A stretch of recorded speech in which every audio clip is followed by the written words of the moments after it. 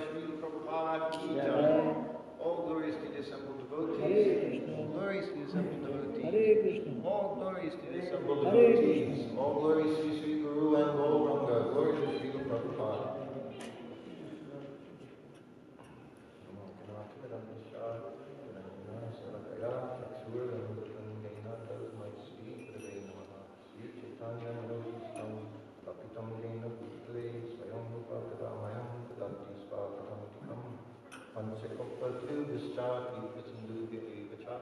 Patitanam Bhavanebhyo Vaishnavebhyo Namaha. Shri Krishna Chaitanya Prabhu Nityananda Sri Advaita Gadadhar Srivasari Gaura Bhaktavinda Hare Krishna Krishna Krishna Hare Hare Hare Ram Ram Ram Hare Hare. Hare Krishna, you going to start this? Hare Krishna, I just wanted to give Srutakirti Prabhu a warm welcome. Give him a round of applause. What better way to start off the festival? So the devotees are now arriving. We'd like to welcome all of you also. I'm seeing some new faces to the festival already this year, so welcome. And I hope that everything's okay. You found your accommodations all right. Yeah. If you have any questions, please feel free to let us know. And so thank you so much, Prabhu, for being here with us. And we're so eager to hear. I think for many devotees, it's like the biggest highlight of the festival, the evening sharing of Srila Prabhupada's memories. So we're very eager to hear. And what do you want to hear about? Well, whatever you'd like to tell us. You know, I've been here. This is my 4th time here. We've had 5 festivals now. I missed one because of health. But I've been here 4 times. We've talked. I was thinking, you know me, I know you all somewhat. You should think of a topic. You know, we should pick some topic or something that we find important. Maybe qualities of Prabhupada, or the way he did things, how he did things. So we can go a little deeper. You know, instead of me just talking and you listening, a little more. People can be a little closer, get a little more involved. Let's move closer. Like I say, this is 5 years we've been doing it. You know, we can instead of me just talking, everybody, let's really try to get ourselves absorbed in Prabhupada. I've been, you know, I was invited here the last day of the festival last year by Paramahamsa Prabhu, and ever since, you know, we started sending emails a few months ago. I've been in Hawaii for a while now. So I've been very eager to come here. Actually, really looking forward to it. I'm going on a long trip for 5 weeks. I was telling Lakshmi, I'm going to 6 countries and 12 temples in the next 5 weeks on my way to Ukraine. But this is the first time. I've done it before. It's been about 10 years since I traveled like that extensively and so much in so little time. And then wind up in Vrindavan. So I was really happy to come here first because I feel that we are all family here. You know, I know you all so much, you know me so much. So I was happy to come here as a start because I thought it would be a comfortable place to begin my journey. Again, thank you all. Thank you, of course, for bringing me here. Thank you for being here today. I know it's the first day, and hopefully it'll increase a little bit. But all of you who come here for the entire festival is very good. So you can think on that. anyone have any? Yes.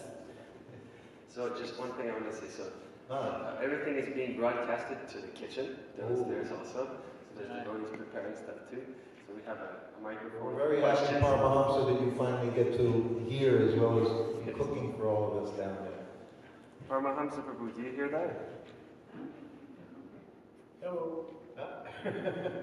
He says, Hari Bol, copy that. Thank you so much. Copy that. So I've been, I've read a few books, Giriraj Maharaj's book, and Shama Sundars? yes, Yeah. and I was kind of trying to figure out how one can understand for sure, and how you understood for sure, what your personal mission in Srila Prabhupada's mission is, and how we can apply your process of how you uncovered that to our own lives. So, like even now, what my mission is? Yeah. Yes, good question. That's very good. Okay. Okay. Well, we'll start there. I was talking on the way here with Lakshmanath Prabhu about that. You know, I find so many different things come into play at this time in life. You know, I just turned 68 years old. So I joined, I was 21. Well, it's been a long time, and a lot of ups and downs, and you know, good times and difficult times, but somehow or other, Prabhupada's always kept me. You know, at different times, I feel that, you know, the mission is if you just want to do your service to your spiritual master, he gives the facility. You know, now I see, you know, I travel, I have my Govardhan with me. I can make all kinds of plans, but then you just have to surrender to what Krishna wants. And you know, these things, I think, over time, from experience, you know, I actually see Krishna's hand in things. I see how he can do things so much better than what I do. So in one sense, that's the mission, is really to be able to hear, you know, to hear Super Soul, to understand what your spiritual master wants. It's funny, I was with Prabhupada for 2.5 years. And, you know, he gave me instructions, doing this, cooking this, doing massaging this. But as far as like my mission statement, there was one time, and it was just, Prabhupada would do things just so casually and so out of the blue. Like, I was just in his room one day. It was Los Angeles. So many things happened in New Dwarka that I can recall like, so clearly. More than any other places. I don't know why. It seemed to be like that for me. But we were in his sitting room. If you know Prabhupada's quarters in New Dwarka, those of you who have been there, a very wonderful place.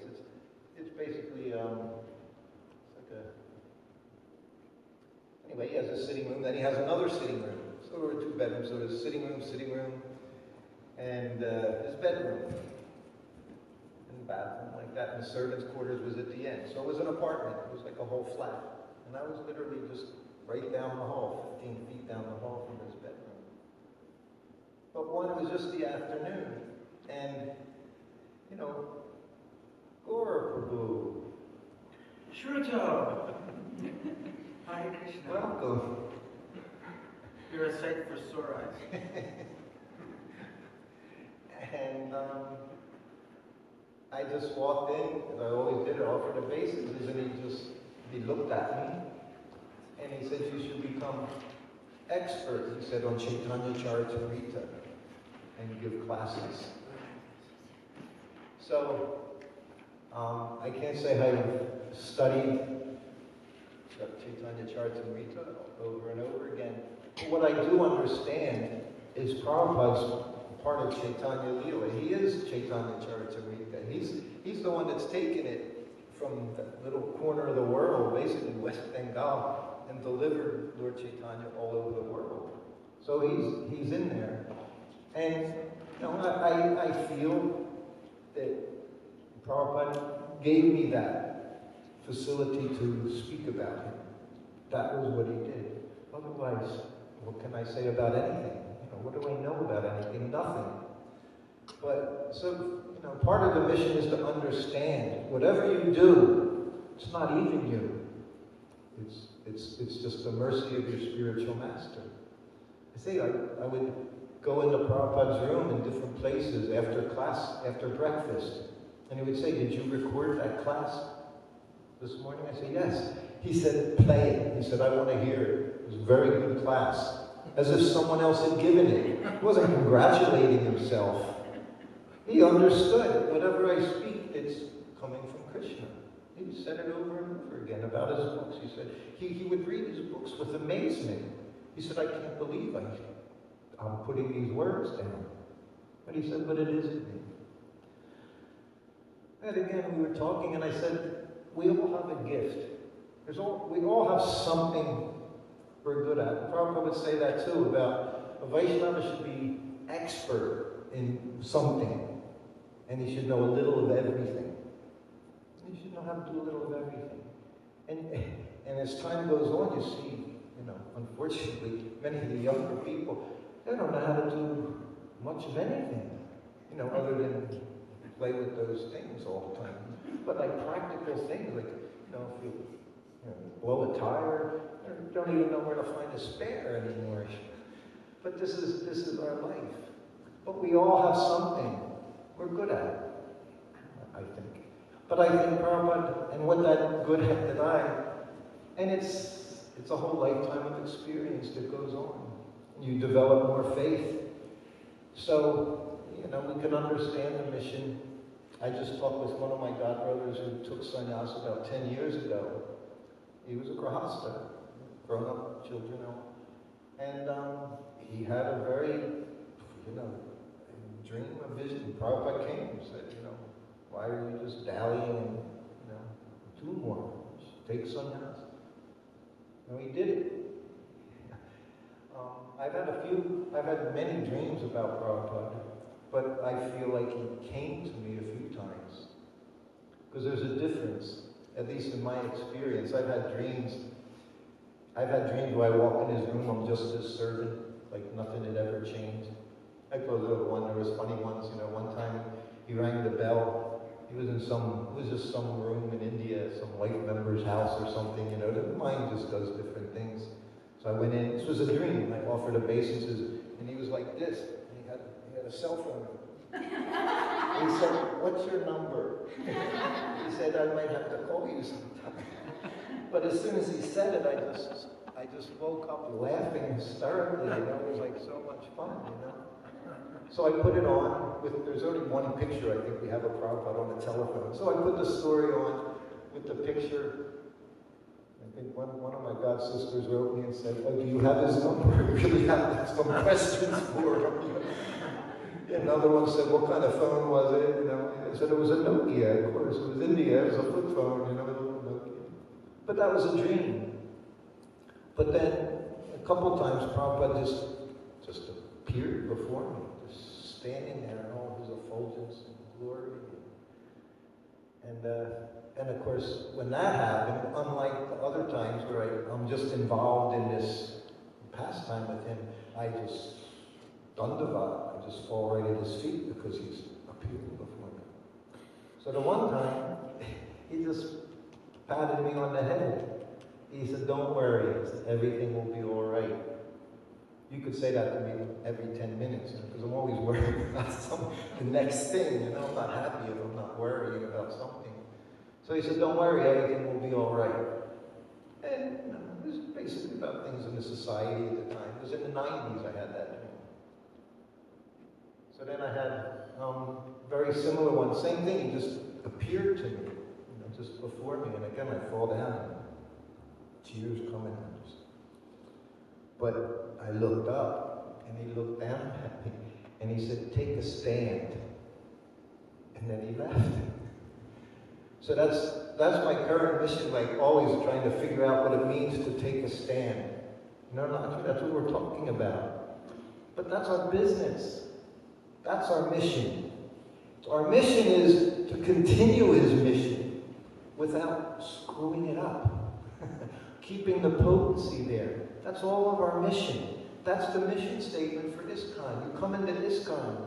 We're not a go to Sunday church, have prasadam. That's not our business, you know. Our business is to push on Prabhupada's mission. We come here for one reason, to become Krishna conscious. It doesn't happen by being comfortable. It happens by taking that stand, by making a move to do something. You know, this for me, this is, you know, just coming here, I'm 68, you know, I'm tired, I'm thinking, Prabhupada from 70 to 80, he was just constantly going around, you know, never expressed, I'm tired. In fact, he would say, I hate it. He said, I hate sleeping. He said, big waste of time. He said, I don't want to sleep, I hate it. Then he would just lie down and close his eyes, that peacefully. But he would express, you know, we have these feelings, but nor do we become overwhelmed. We all need sleep. Prabhupada also took rest. Not a lot, but he did. So we all have our spiritual master and try to understand what his mission is, but we have to also use our intelligence. We do understand what Prabhupada's mission is. It's very clear. It's detailed in his mission statement. It's detailed in his books, his lectures. So our mission is to understand what Prabhupada wants us to do. And to do it pucka away, first class. That's what Prabhupada, he liked us to look first class.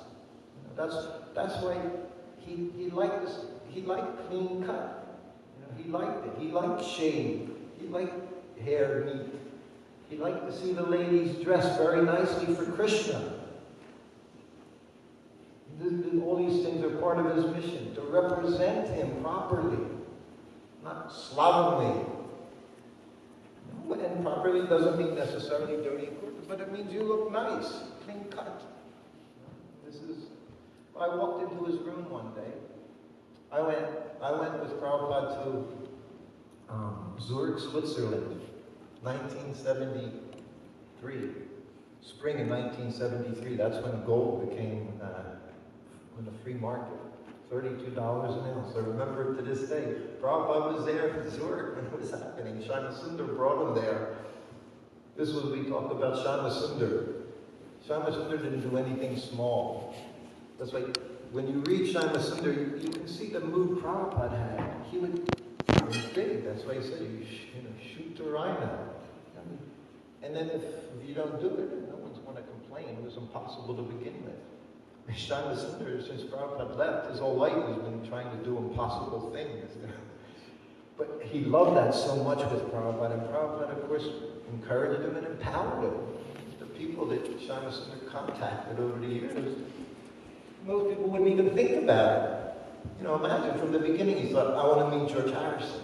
I want to connect with George. And George is thinking the same thing. But this is all by mercy of the spiritual master. So it was then, we were in Zurich, and I went there with, he was a devotee, he was from Pakistan. Jai Hari was his name. He's still, I think, by the manor. He had a limo business and everything over the years. He was a brahmachari then, little guy. And when I got to the manor, we got along really, really well. So that was in the early spring, was when they first got the manor. So then we went to San Moritz. And on the train, it was me, it was Prabhupada, sitting by the window on this train from Zurich to San Moritz. It was a beautiful, incredible ride through the mountains. And I think it was April, but it was a very snowy April. It was ice cold. Even though Shama Sundar had shown Prabhupada postcards of spring in San Moritz with yellow flowers, and so it looked gorgeous. But when we got there, it was a blizzard. But anyway, me and Jai Hari are sitting next to Prabhupada. I'm in the middle, Jai Hari's on the end, Prabhupada's at the window. And we're just fascinated, Jai Hari, and we're looking at these mountains. But there's like a blizzard going on, but that helps, it's just gorgeous in the train, pretty train, everything. Switzerland. And we're just looking and talking, and Prabhupada says, what do they call this place? I said, San Moritz, Prabhupada, St. Moritz. He said, oh, he says, St. Hellish. He says, there's not a living thing anywhere. He's listening to me and Jaya read us. You know, we're in love with the place, the beauty of this place. And Prabhupada said, they may call it San Moritz. He said, I call it St. Hellish. He said, nothing alive anywhere. So then we just shut our mouths for the rest of the trip. Anyway, when we left, Jaya gave me, I was a brahmachari, and he gave me a dhoti and kurta. And it was polished silk. You know, real beautiful silk, shiny silk, and it was perfect saffron color. So he gave it to me. And I was the only person, I think, the whole time ever gave me anything. He gave me a dhoti and kurta. He said, this is for you, know. So I took it and I just put it in my suitcase. I didn't even want to use it. It looked so, I thought it was absurd, you know. It was brahmachari, you know, austere. So finally, it was probably a month later, we're in Juhu, Bombay. And this was Prabhupada was in the flat up on the second floor, you know, before anything was there. And I ran out of clothes. You know, when you're in India, everything became difficult, you know, so, and you couldn't ask anyone. I would have a hard time getting people to do Prabhupada's laundry. People were just so ill and so overwhelmed in their own life. They were just trying to manage being there, you know, and accomplishing what their service was. So sometimes even that was difficult. So anyway, I had no choice but to put on this dhoti and kurta. And it was, it was fitted, I don't know how, everything was perfect, you know. And I would tie it, you know, with my little ruffle thing in the front, like I still do. And the bell rang. So I walked into the room, offered a basin, and I get up, and Prabhupada looks at me, and his eyes are like this big. And he goes, Acha, you look like you just came from Vaikuntha. And he was ecstatic that I was in it. I thought I looked like a clown, but he was so happy. He said, you look like you just came from Vaikuntha. You know? So Prabhupada liked us to look nicely. I shave every couple of days. You know, probably that's what I did when I was with Prabhupada. I shaved every 2, 3, sometimes 4 days. You know, I did my head once a month or so whenever I felt like.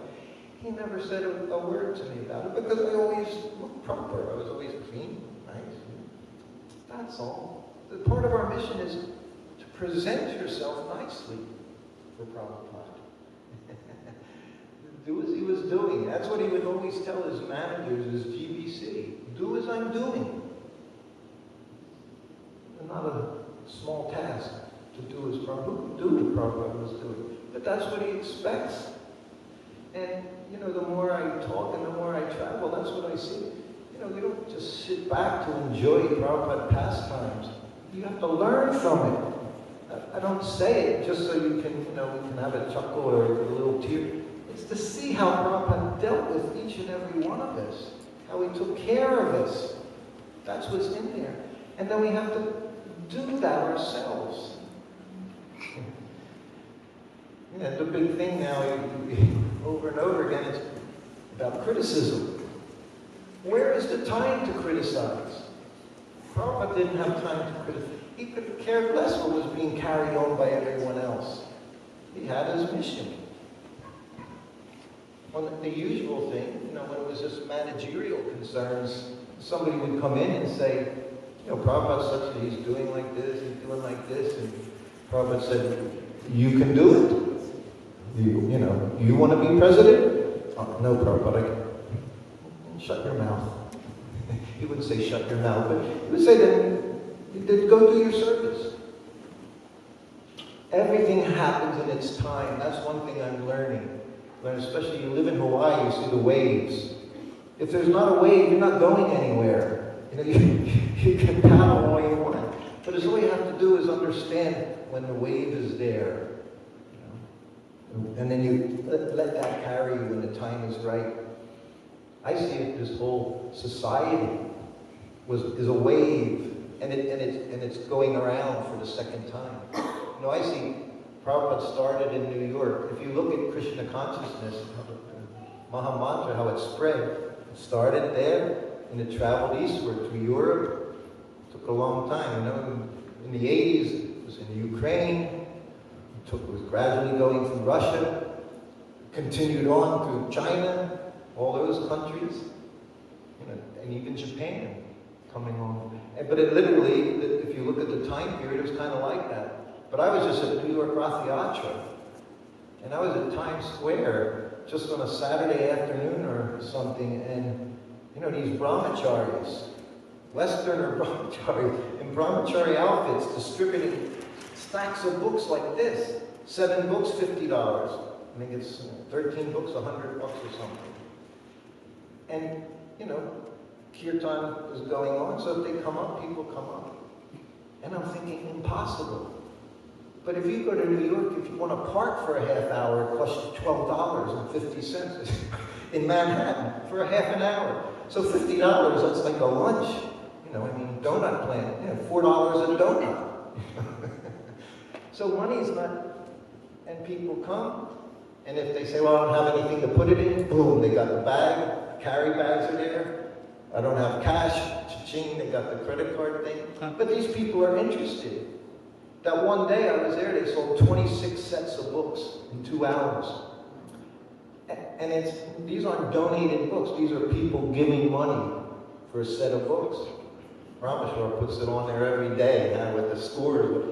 But it's phenomenal. But as what I see it, it's the next wave. You know, we get stuck in our thing. We think everything's just going to be like this forever. But things are constantly moving. And what I saw in New York was so encouraging. You know, I got very inspired to see it's going on. And there's a generation of people. You see them, young people. They also want something different. They have intelligence. The more people become disconnected in society, how with family and relationships, which all happens because of all this stuff, you know, on your phones, everybody's just, it's hilarious how you see it. But the more they become disconnected, the more they seek a family situation. This is India now, right? They're so successful now that people say, the generation say, they don't have that family anymore. But in a way, it's good. We come to Krishna. Our mission all the time is to share what we've been given. And the more you do that, the more you have to share. The more you give, it's the exact opposite of the material world. You give away your money, you don't have anything less. Everyone's hoarding, billionaires hoarding. They're going to do with so much money, but they keep it. But our thing is, you give. You don't keep anything, you just keep giving. This was Prabhupada's method. So somehow, depending on our capacity, as Prabhupada would say, we're all working according to our capacity. So you need to understand your capacity and work in a positive way, you know, to make progress.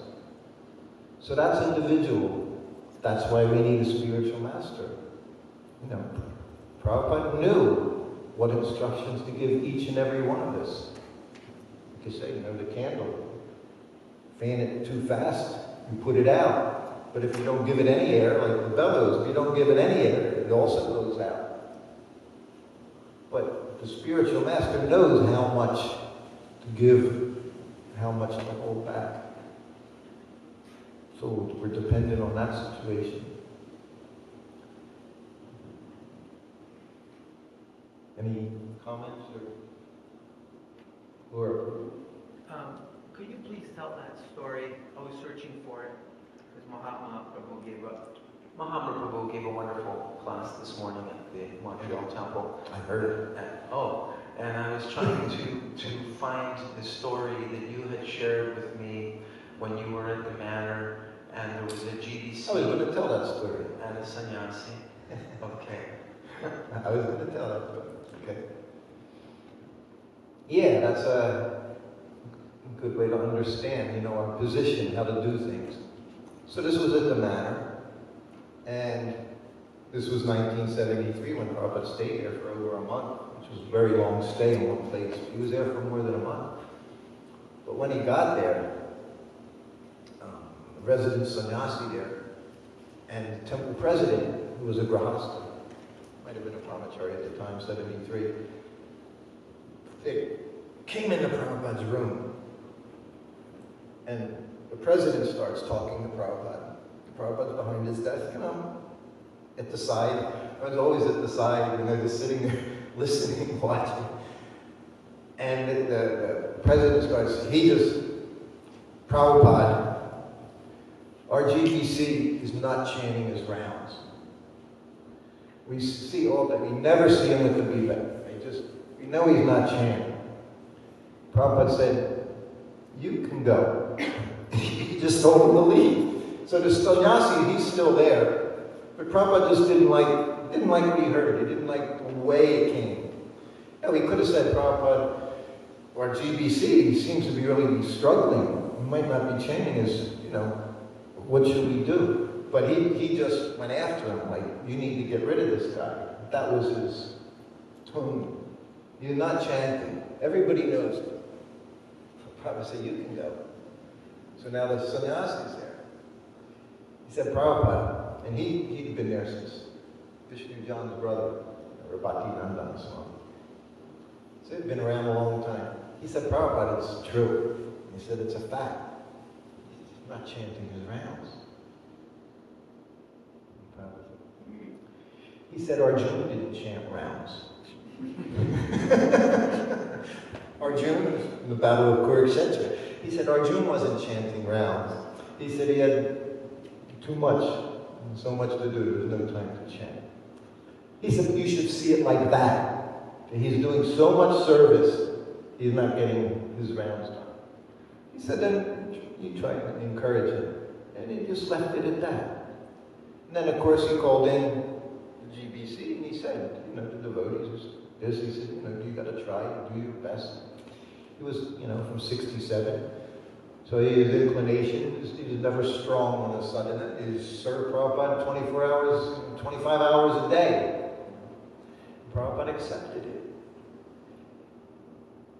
What I see, Prabhupada still accepts our service because I'm here. He's accepting my service. What's the qualification? You just want to do some service. And then when you're offered, you accept it. That's another thing I learned from Prabhupada. Somebody offers you an opportunity to do something, to say, no, I don't want to do that. You really have to, one time after another, you really got to consider what is it you want to do. Because we see things in that way. But you have to know the philosophy, you have to know right from wrong, everything has to be there. So we have to study. We have to ask questions. We have to know what to do. So then there was another instance that was in Calcutta. And the devotees went in and said, the temple president, he's not chanting Prabhupada. And Prabhupada said, what good is his being temple president? He said, even he's expert manager. He said, if he's not chanting, if he doesn't have the spiritual side, then he says, what is the value? So he would deal with everything as individual. And you can never try to assume you know what another person should do. Unless that happens to be your service. Then by all means, that's your responsibility. The responsibility comes with your service. But if it's not there, our business is just to use our tongue to glorify the Lord. I had the nicest, and I was so upset, I didn't have any books on me. I was sitting 2 seats on the right side. I was sitting next to us, I found out, and of course we talked. The flight was at Hawaii to San Francisco, and I don't talk to people generally. And I was dressed in, my street clothes. But, I don't know, one thing led to another. She was 77.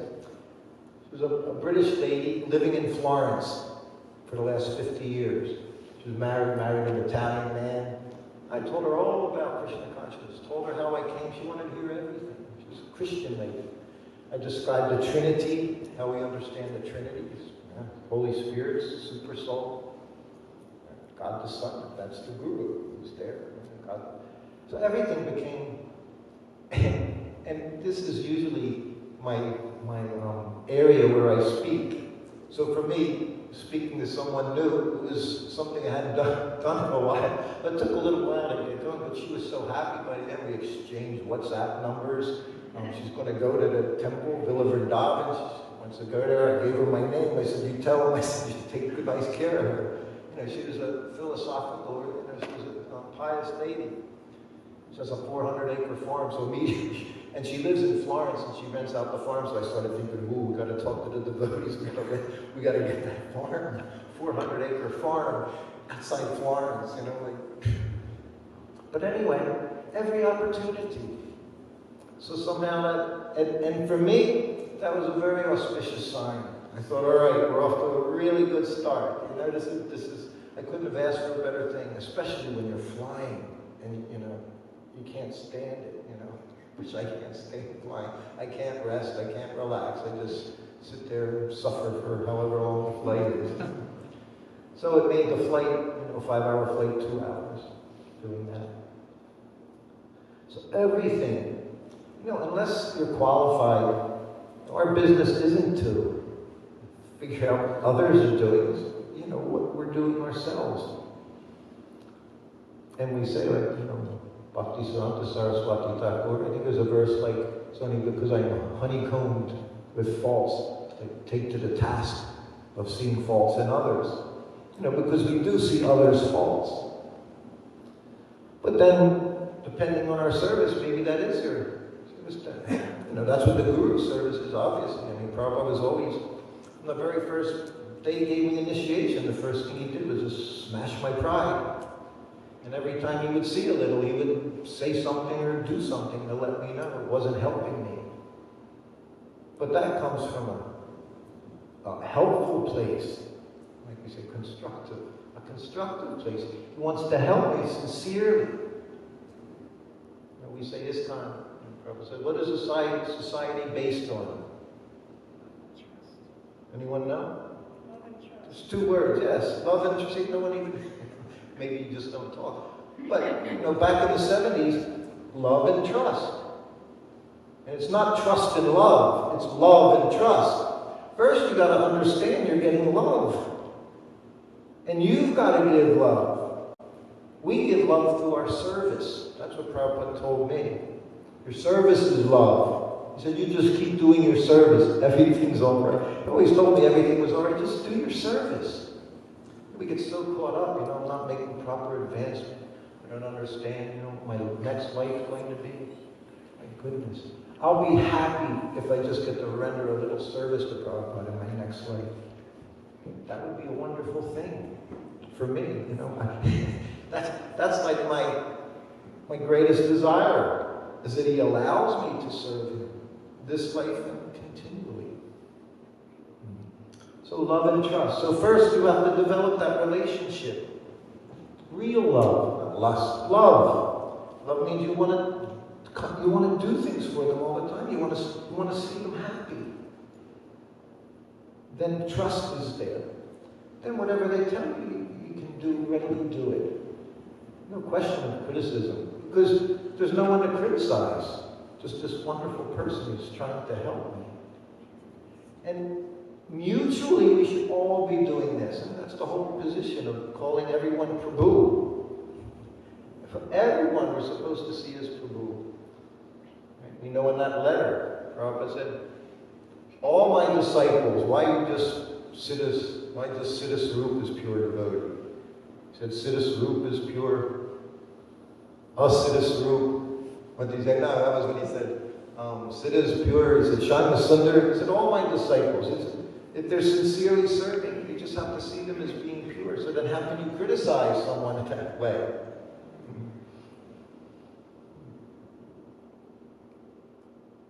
Yeah. So this is how Prabhupada made, this is how everything works.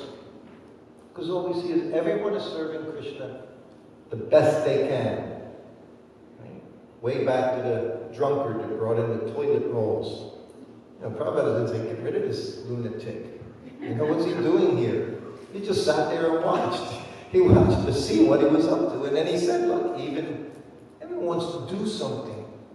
Because when you do something for someone, you feel good. And Prabhupada said, even mundane, When you see, the pay it forward things. I live in a very special part of the island in Hawaii. It's called Waimanoa. It's all local people. I'm, of course, not local. It's mostly all local people. And it's the other side. It's the local side. And there's always traffic because the road's right along the ocean. So if it's a nice day, there's lots of traffic.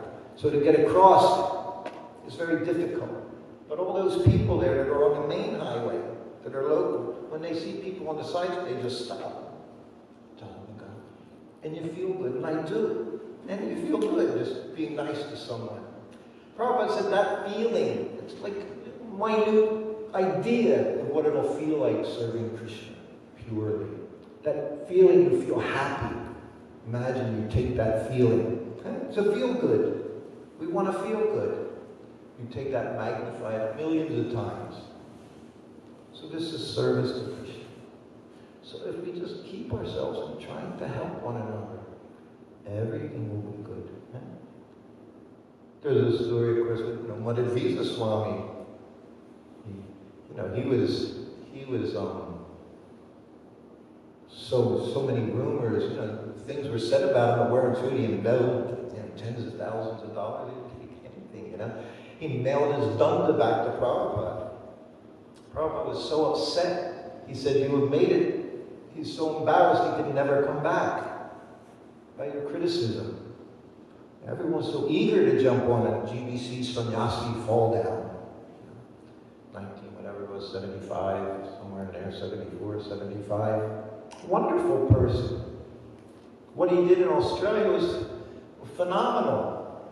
It was open Bali, Nardhan, Upendra, they all started with, Madhavisa, he took it to a whole other level. He would just constantly invite Prabhupada to come there. I think Prabhupada went to Australia maybe 7, 8 times.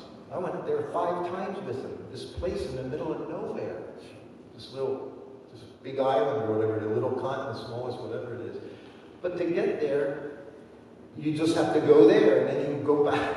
From India, it was 14 hours. I thought it was like a 3-hour trip. But Prabhupada kept going there when Madhavisa was there. Prabhupada would invite him, and he would use all the book money to do all his programs, and he was sometimes lax in paying back book money. But he really accomplished so much. And then Prabhupada had him pay his BBT bill by shipping ghee to India for the devotees, for the deities. So he was shipping whatever those big tins are, I don't know, 25, 40 pounds of cow ghee, pure Australian cow ghee, like 10, 20 at a time, as his way of paying off his book debt, because he wanted to see that all the devotees got proper milk, got proper food, cooked in ghee, not some kind of oil. Of course, now things are very, very different. For Prabhupada, ghee was everything for getting the public to appreciate prasadam, to attract them to Krishna consciousness. The Sunday feast was incredible. We always had a dozen different preparations. Melpura, strawberry melpura. It's like a weekly feature. Has anyone had melpura? Does anyone know what it is? No. No, it was wonderful. Has to be vegan now. Has to be vegan. Everything has to be. Yeah. So here, what do we do? Mahatma. What do we do when we see this? If I complain about that, is that a justified complaint, criticism? Is that my business or not my business?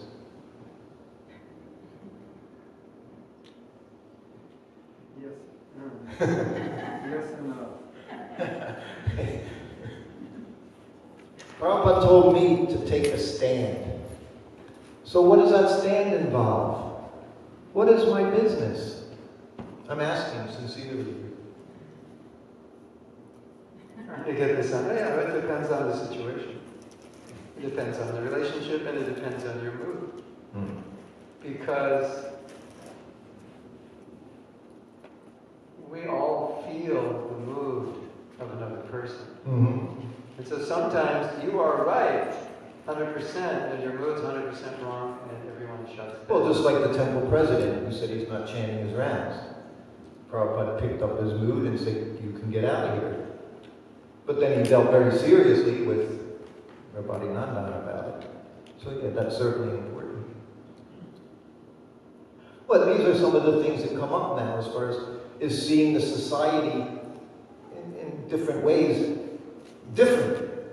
So elders like us, it becomes difficult sometimes. Yeah, I think also the saying, choose your battles wisely. We have to decide, okay, what do we want to work on? What can we work on? Well, I do that, and that's why I get to go to 12 temples in 5 weeks, because I do choose my battles very wisely, and I do my best to present things in a very positive way of what Prabhupada gave us, which is very clear what he gave us, so yes. I think sometimes I see the problem that Prabhupada dealt with something a certain way, and then we try to emulate that. Well, he was very angry when he saw this, so we come in with the same mood, and it doesn't translate the same way, and Prabhupada's position obviously is different. So it backfires on us, and we're just saying, no, Prabhupada was angry, I am representing him, I should be angry.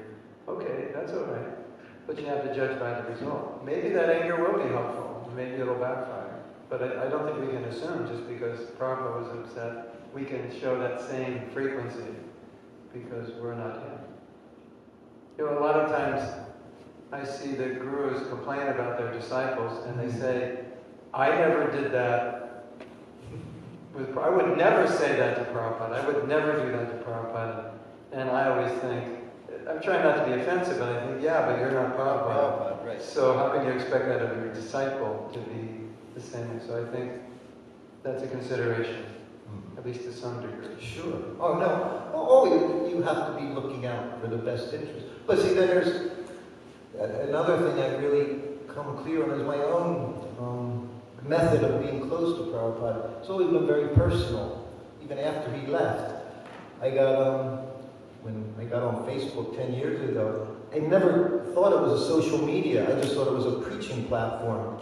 And every day I would put on a post, a picture of Prabhupada and a quote of the day, which happened to be that very day. So it might be May 22nd, 1975, and I would put it. So I did that for years. You know. And that's all I've ever done. I like Prabhupada's conversations. I like reading his letters. I like his ISKCON. Why? What's special about ISKCON?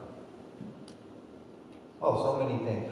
What did Prabhupada say? He said, I am ISKCON. Right? He said, what is the wrong in saying, I am ISKCON? He said, ISKCON is my body. So for me, if I want to remain in my personal service to Prabhupada, I see ISKCON as that. It's Prabhupada's body. He said, I am ISKCON. So whatever is going on, our mission is to keep ISKCON going on. And it is going on. You know? There were problems when Prabhupada was here. You know, we had factions in 73 with Siddha Swarup. You know, that was the first faction. It was the first Krishna West. And a very successful Krishna West. Got disciples all over the world. And they stay completely separate from ISKCON. They're so influential. When you greet someone, what do you say now? What did Prabhupada say when he greeted everyone? Hare Krishna. Hare Krishna. We don't even say Hare Krishna anymore. We just say Hare Bol. You know what Prabhupada said in Mayapur? He said, don't say Hare Bol, do Hare Bol. I started doing it. When I say it, when people say Hare Bol, I say Hare Krishna. They it stops them for a second. But that's how successful, that's what they are. They're the Hare Bowlers. Siddha's group, they're called the Hare Bowls. So we're all chanting, we're all helping them. You've got to start helping your Prabhupada again. Start chanting Hare Krishna again. No, I said in Vrindavan, Radhe Radhe, Hare Krishna. Prabhupada didn't give him back a Radhe Radhe. He said Hare Krishna. He's the Hare Krishna person. And that's who we are. We're not Hare Bowls, we're Hare Krishnas. You want to be known as Hare Krishna. So all these things, and I mean, you know, God wrote Tejas. He called them horribles. He said, well, now we deliver horribles. Because he asked me. Another one, Prabhupada said, in Mayapur, he said, they can chant Nittai Gaur Hari Bol, I'll chant Hare Krishna and go back home, back to Godhead. So our business is to keep Hare Krishna. That's who we are. That's the mission. We want the mission, that's our mission. Give everybody Hare Krishna. And the kirtan, Hare Bol. Hare Krishna.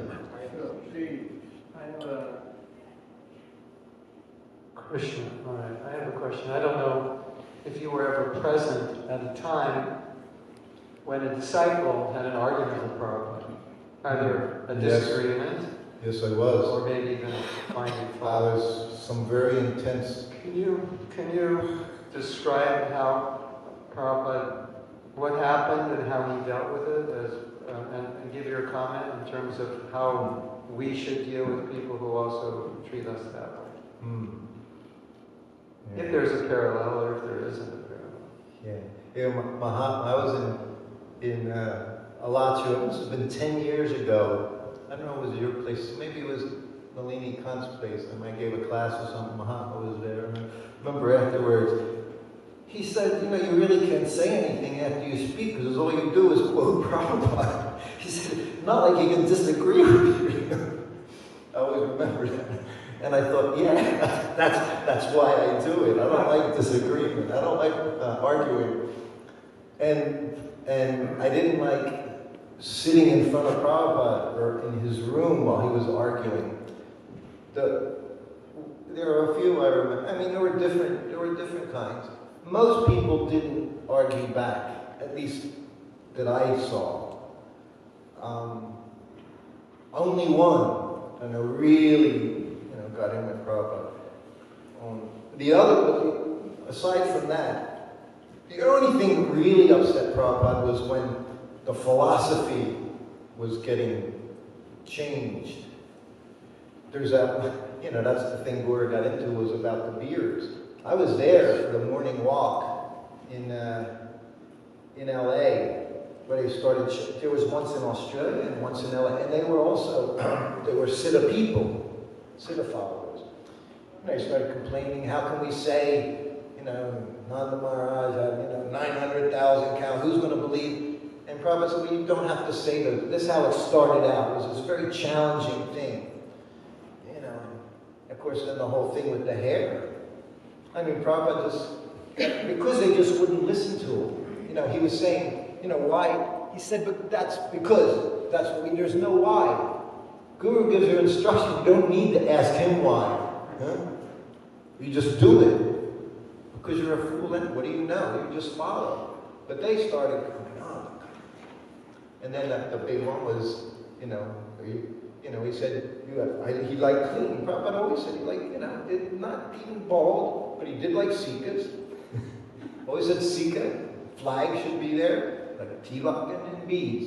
Then dress nicely. That was all. Simple program. If you want to wear, I could never give a class in a pair of jeans. Impossible.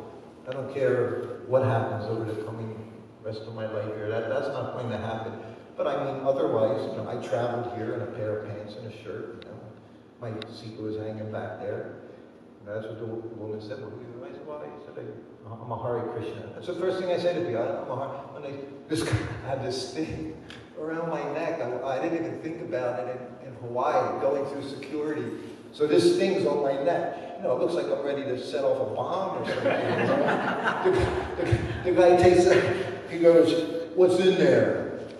I said, it's dust from the Ganga River in India. He said, I'll buy that. And he let me go. Everything's so complicated. Going through, I have a whole bag with my Govardhan, all this jewelry, all this things, they open it up. And sometimes they look at Govardhan, they see his eyes, his gold lips, this 70-year-old man carrying around a pet rock, They just look at you, In India, they do it in India right away. You should be There's still that there, you know, in some of them. Okay. I didn't answer, I didn't even get, so, Got halfway. Prabhupada would get, I mean, I call it his Nrsinga, you know, his Nrsinga form. I mean, he would just become, his eyes would get red. He would shake, his whole body would shake, he would become so, because he saw, this will destroy the society. This attitude, this mentality, you know, whatever it was, you know, when the Gopi Baba Club was in LA, you know, they would just read selected verses. Prabhupada just immediately shot it down. It's the very first thing I learned from Prabhupada, reading Krishna book to him. And before I was his servant, and I wanted to find a story about a demon I knew Prabhupada liked, and he said, anywhere. He said, Krishna's like a sweet ball. Wherever you bite is sweet. So that's how he would not pick and choose. Every time in a book, he would bring us in for sleeping too much. Like dead men, he said in Australia. You're sleeping like dead men. We were eating, you know, ghee, cream, clotted cream. This, you know, Australia, like the, you know, the Brits, you know, they got clotted cream, Devonshire cream, this cream, that cream. No one gets thicker than the other. So we would come from India, go to Australia, and just like have lunch, you know, sour cream, all these creams and cheeses, and then we'd pass out. The Prabhupada rang the bell, and I was sound asleep. Paramahamsa Swami, sound asleep, the secretary. And a couple of young brahmacharis who were in the room, Australian, all knocked out. So I went in and offered obeisances. I'm trying to wake my eyes up while I'm down there. And Prabhupada's already yelling at me before I even get up, you know. I've been ringing this bell for hours. And I get up, and you know, I've been with him. Yeah, I've been going through this for 2 years. It wasn't me. A couple times he caught me doing it, but there was always someone to catch sleeping, and Prabhupada would always come down on it, sleeping too much. Didn't like to see us. He didn't care. He didn't care if you flew 20 hours. If he wasn't sleeping, why are you sleeping? I'm 70 years old. You're just a kid. That was how he thought. He didn't think I'm a pure devotee and you're just, you know, nonsense. No, he was like, that's what he would say. He said, you're sleeping like dead men. He said, everyone's working so hard for their sex life all day. Not the devotees sleeping very peacefully. Go get them. So then I tap Paramahamsa, and Prabhupada wants to see it. And I actually, it was a one time where I felt bad. Usually we would delight in seeing others getting criticized by Prabhupada, because it wasn't you. Anyone but you would, yes. So Paramahamsa, Prabhupada is really mad, I said, for sleeping. And then the others, Prabhupada wants to see it. They're delighted. Prabhupada wants to see them. So we all go in, 4 of us. Now Prabhupada, same thing. The same thing he said to me, he says it to all of us again. Sleeping like dead men. Just sleeping. And then continue. And then I went like this. Go and sleep. Kicked us out of his room. He said, go on, go sleep. You want to sleep. So now we're all sitting in the room. Hare Krishna, Hare Krishna. And then again the bell rings. So I go back in. It's always just me serving. Yes, he said, call them. So now we all go back in, 4 of us, and we sit down. Little room, little bedroom. There's a little bookshelf, 1975. So all Prabhupada's books are on the bookshelf. Whatever was available, that's what was on the bookshelf, wherever you went around the world. Starting with 3 books, 4 books, they were rapidly increasing, you know. No other books, just his books. And he would read them. That was one of the things that really, watching Prabhupada read his books, in just enjoying in ecstasy what he was reading, I found just the most amazing thing, you know. But that's what he did. You know? So he said to the 2 boys, the 2 young brothers, get a book and read. Which book, Prabhupada? Any book! So then he gets Bhagavad Gita. Read. Where, Prabhupada? Anywhere! So that's how he made us feel better. Came in and started yelling at us, explaining how to read even. Everything. You just have to show us. Everything, just take everything in. So then, the other one I saw was one of his very early disciples. It was his GBC in India.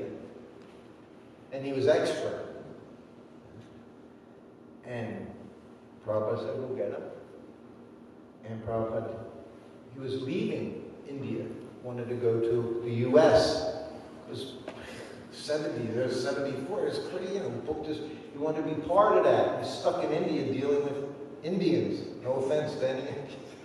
But it was very difficult because you would say something, oh yes, I know Krishna, I know Shiva, I know. You couldn't preach to them.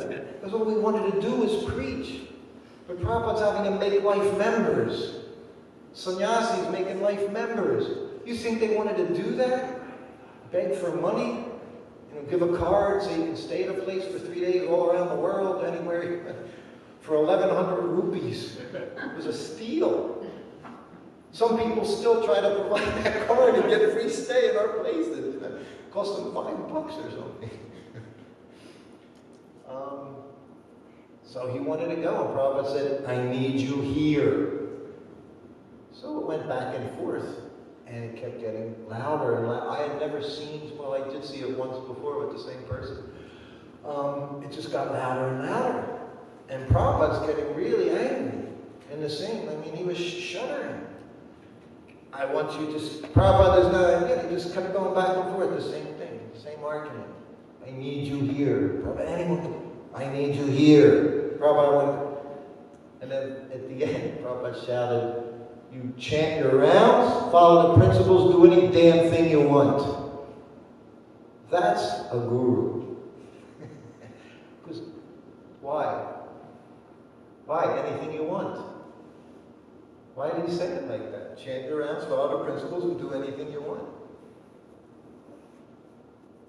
Anyone want to venture again? Because everything's voluntary. There is no question of telling anyone what to do. A surrendered disciple, you expect, you say, go do this, he does it.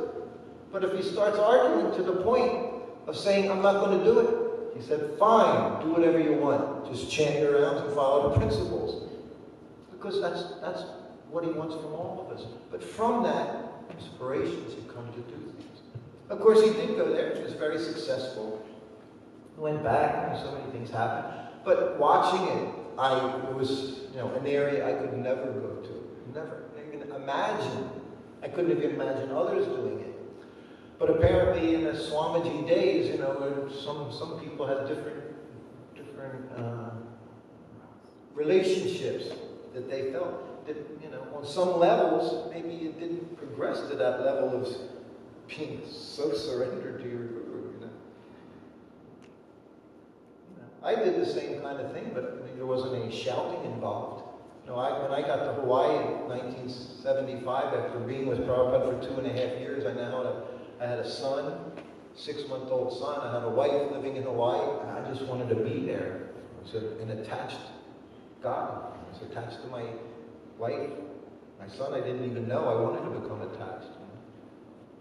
So I told Prabhupada, but I didn't tell him that. I said, Prabhupada, I don't want to preach. I feel like I need to preach. That was my excuse, because I figured, right, that's what he wants everybody to do. Prabhupada looked at me and he said, my preaching's not good enough? How's that for a response? So still, I was still determined not to do what he wanted me to do. So I said, well, Prabhupada, I just want, my family wants, and he said, I don't like to change my servants. So again, he dealt with me in a completely different way. It was the same thing. I was saying, I don't want to. He's saying, I want you. With him, he said it clearly. With me, he said it in a way that he didn't allow me to commit offenses. Because he never said you do this. See, this is pure devotee. This is a guru that understands what to do. He knows how to deal with each individual. He wasn't even bothered with him. Maybe it bothered me. Maybe he wasn't bothered at all. Maybe he was just enjoying the fight with him. I don't know. You know? For me it was painful, and he certainly looked like he wasn't enjoying it. And he did want him to do that. But then once it was over, it was over. That was the other thing with Prabhupada. You know, that's the deal with criticism. It's one thing you see something. Prabhupada, when they tore down the temple room, or not the temple room, the auditorium in Los Angeles, New Dwarka, took all the pews out. Prabhupada, said, it had the stained glass windows, he liked all of it. He said, people will come, first class people will come and sit in the pews, they can wear their shoes, and they'll hear the lecture from the podium he had. Don't even have to go into the temple, we can have lectures here. I was with him when he came back. It was a temple room. Paintings on the ceiling done by Charles Hassa or something. Vasudev. But Prabhupada came, he was beside himself, but they had destroyed that room. And it was a beautiful temple room on the other side. So he chastised them all severely who were involved. And he never mentioned it again. Okay? So when we're busy criticizing, you got to understand, you want to see something, you deal with the people you deal with, and you got to let it go. Because it's not up to us. The result of anything is never up to us. But then if you want to go to each and every person you see and complain about it, that's not good. That's not good for anyone's spiritual life. Huh? So, how to do things. So with me, Prabhupada said that. Imagine, I don't like to change my service.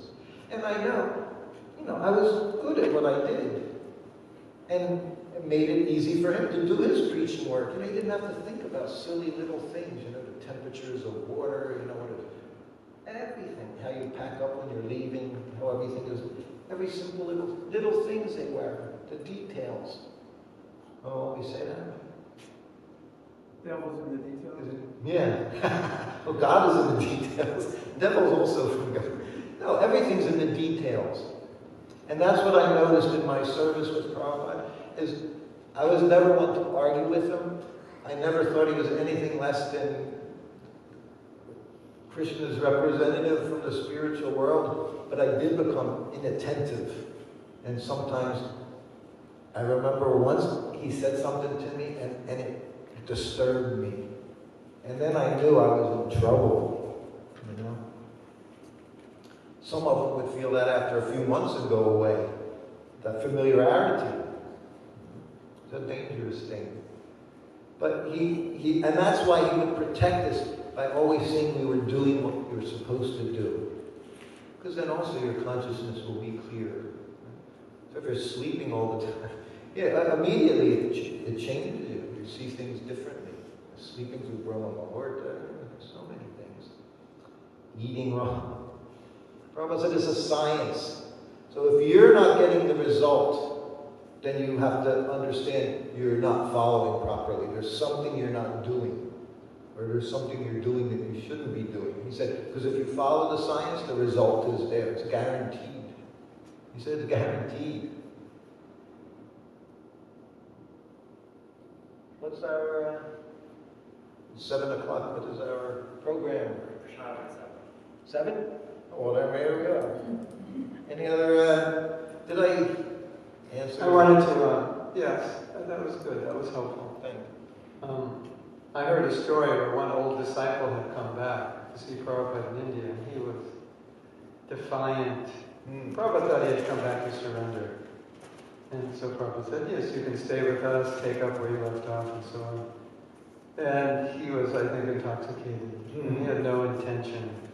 And he was speaking his own philosophy. And Sannyasi? Former doing sannyasi. Hooters in front of, I was there for that. Was that where Prabhupada said, get out of here, that story? Prabhupada said Brahmananda. Brahmananda was his secretary. Brahmananda? Get him out of here. No, he did went in, he was bright orange clothes, which immediately Prabhupada was... But he did, he tried to help him along. But, nah, he was in his... Hari Sari said later on, I think he made some kind of, I guess he died, but I think he made some kind of clearing or something. He said things, he saw Prabhupada, I think, a little better or something. Madhavisa, him and I went together in 77, in September, and saw Prabhupada, just before he left. Madhavisa shaved up. He had a seat that was like that big around at the back of his head. We went in together. Prabhupada was so happy to see him, He greeted me. He said, first thing he said to me is, so you're married again? But see, that was it. He would make his comment, you knew where he stood, but you didn't have to feel bad every day afterwards that he kept needling you about it, Or 20 years later, like happens in relationships. It's gone. History. That's one of the really important things I learned from Prabhupada was that it's gone. You let go. It's not this, you carry this baggage with you forever, Because it's your baggage that brings you into this world, your next life. It's your attractions and your aversions. It's why we come back, our attachments, the people we love, the people we hate, the people we want revenge on, the people we want to be with. Because of our attachments, we take another birth. I saw it, I got to see it with the Mekhala before she left, how Krishna arranged, so she became detached from things. She was attached to her whole life, her children. But even then, she was able to detach herself. That was Krishna's mercy, Prabhupada's mercy. That's what I usually say when people say, oh, I'm doing this and I wish I was. Everything will come, don't you worry. Krishna's going to make your arrangement for you. Look at me, I'm 68, all my money's gone. My health has been... I got nothing I can do except be a devotee. I'm here by default. And there's nowhere else I can go. No one will have me except devotees. So I'm just hanging around the devotees, It took it all. But I'm happy for it. I feel loved.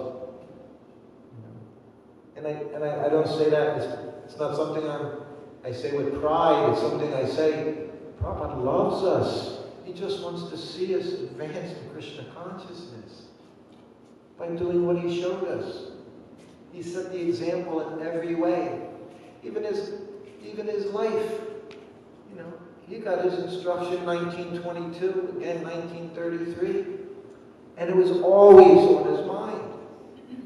But it took, he raised his family, did everything he could, got the daughters married, his sons were doing it, and then finally he was able to do everything he wanted. Such amazing way. All right. Hare Krishna. Jai Srila Prabhupada ki jai. Everybody is here. Ki jai.